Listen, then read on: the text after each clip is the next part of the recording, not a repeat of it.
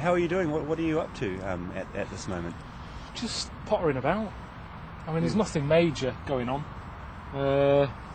Nothing interesting that I can tell you about. But then again, I don't think anyone is at the moment. Do you have Twitter? We've got Twitter. Yes. You look at what people are doing now on there, and it's all. No one's doing anything interesting. It's all taking the dog a walk or. Are you on Twitter? Do you Twitter at all? Oh, you see, it's weird because I thought, my life isn't interesting enough. The other day, the highlight was sort of nipping out for an onion. I was doing some painting, and flat stunk of paint. I thought I've got to get an onion, and I thought if I was on Twitter, that would be it. That would be the main post of the day. But going out to get an onion. I don't like people knowing what I'm doing. I don't understand why people are sort of happy with that. I mean, maybe if I had something really good that was going on, I don't have to tell you. I sort of think, well, just they'll find out if it's any good.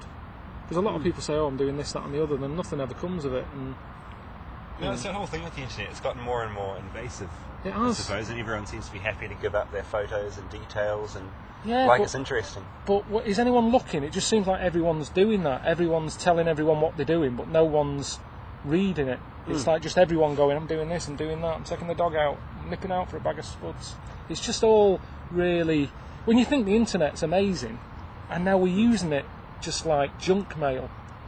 Do you know what I mean? It's stuff that normally, if it was posted through your door, it'd be picked up in the bin, and yet this is all we seem to be doing now. It's sort of inane chat. Well, it's worked obviously it's worked for you guys in the podcast in an extraordinary way. Yeah. Does that still surprise you, or have you figured that out? Try not to work it out. I mean, people like it, we go in a room, no planning, we just sit down and have a chat, and people download it all over the world. And I mean, it is amazing, but the world's a big place, isn't it? So you only have to get like a small percentage of the world interested in something, and you can do all right out of it. Whereas years ago, you'd have to do something really good to get so many people listening to what you've got to say. Do you know what I mean?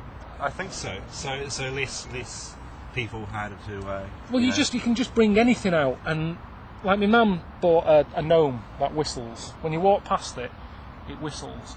Now, if that was brought out in about 1936, people would go, put it in the bin, and that'd be the end of it. Whereas now, bring anything out, and if only 1% of the world go, after a gnome that whistles, you'll do all right. That'll be a big money-making thing. And I think that's what we've done, with the audio book. Is that a good thing? Too many people? Is this a good advance? What do you mean? I mean, having more people on the planet and well, being able to pick means up on it's this easier stuff. to sell stuff. I mean, like when caveman came up with the wheel, it's a brilliant invention. We're still using it now. But back then, there wasn't that many people for him to go knocking on doors saying, "Can I offer you a wheel? What price will you give me for this?" So it's easier now to sell a product, but the product isn't as good as it used to be, because it used to have to be something really good. And I think that's the problem with the internet. There's just, you type in something you want and someone somewhere will have it. Done it already. Yeah, done it already. Yeah, you'll think you've come up with something really good, and you look at it, someone's got it there, 1999, pre-order now, and that's what's made it tougher. It's tougher to come up with something original, and but it obviously worked for the podcast. Listening to it in New Zealand, of all places. It's mad that. It is. Have you heard from any listeners from New Zealand? Or yeah, when we first started doing it, we used to have an email address, but it just got out of hand because you got the whole world sort of going, all right, give us a mention, and there's no way you can do it. I mean, there was like Eskimos emailing in, and that's always been the one. Yeah, that's been the one that's always sort of stuck with me. I mean, Ricky sort of said, oh, we've got loads of David Bowie listens to it, and people who make The Simpsons like it, and all these Hollywood actors. But for me, it's still that Eskimo. I just can't imagine. But then again, he's a trapped. He's probably not got much to do, has he, over there? What did he have to say? He just sort of said hello, just to let you know. I'm listening. Eskimo. I'm an Eskimo. But that's been the most amazing amazing thing about it, the way that you can say something and someone on the other side of the world hears it, and here we are just in a little office in London. It's not anything flash, it's a couple of mics, duvets, put duvets up. Right, just for the soundproofing. And it's all cosy, and there we are having a chat, and before you know it, it goes on the internet, and everybody gets it at the same time normally. That's the thing, and they listen to it, on the way to work or when they're travelling, or it's just listen to it wherever, having a bath. So it's. Has it changed your life very much from? Prior to this, to a lot of people knowing your name. And even your appearance, It hasn't changed my life that much. I was telling you a couple of minutes ago that yesterday I nipped out and bought an onion. Do you know what I mean? This isn't a celebrity lifestyle I've got. But, it's changed it in a way that if someone would have said to me when I was 14, when you're older, you'll have done a few books and you'll be talking to people all over the world, the thought would have terrified me. I really, wasn't something that you it's wanted not something to do, I wanted to do. No. It would really bother me. I hate that sort of. I still hate that sort of thing. They have to stand up in front of people. It makes me feel sick. Right. But when you're doing stuff on the internet and you forget about the people who are going to be listening to it, and you're just chatting away, and it's easy, isn't it? So, but in terms of changing my life, it's. You seem like a fairly normal individual. You're not. The paparazzi out chasing us? No, it's far from that. That's what I'm saying. It's nothing like that. It's a lot of people, but spread all over the place. If I can walk around and not get hassled. Now and again, someone will say hello. That is it. Someone who I don't know says hello, and you kind of go hello, and then that's it. That's fame for me. But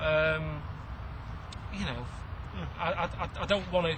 Ricky's really world known now, and he gets hassled a lot, and you don't need I wouldn't want that. No, I'm only doing this because he's making me do it. He's got sick of being out there telling people about these audio books we do. Right, so he's suggesting you go out and do a bit of the press. Do something, yeah. And Steve is away in India at a wedding at the moment, so he's like, come on, do something, get out there. And that's why we're here. So that's why we're here, just having a chat. It's not hard, I'm not complaining. There's people who have to do really grim jobs out there, but it's just it's the bit I don't really like doing, because it suddenly, I don't know, it makes it feel something different to what it's meant to be. Do you know what I mean? It was never meant to get that big. When we, it all started off by us doing a radio show. Was that the one on XFM? Yeah, on XFM, right. Yeah.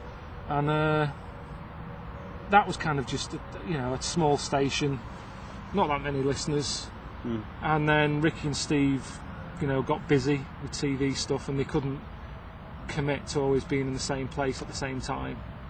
So Ricky sort of said, let's do something on the internet. We can do it when we've got free time, just stick it up there.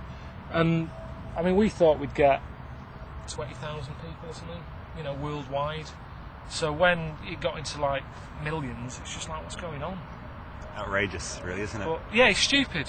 But I think, again, it's timing, isn't it? You can come up with an idea, and if we'd have done it, say, in 1988, and we brought them out on C90 cassettes, no one would have been interested. It's just that, downloading, it's like the thing instant, to do, boom, isn't boom, boom. it? The iPod, I need something to listen to. And I think that's it. I think it was all timing. Ricky and Steve got popular with, The Office.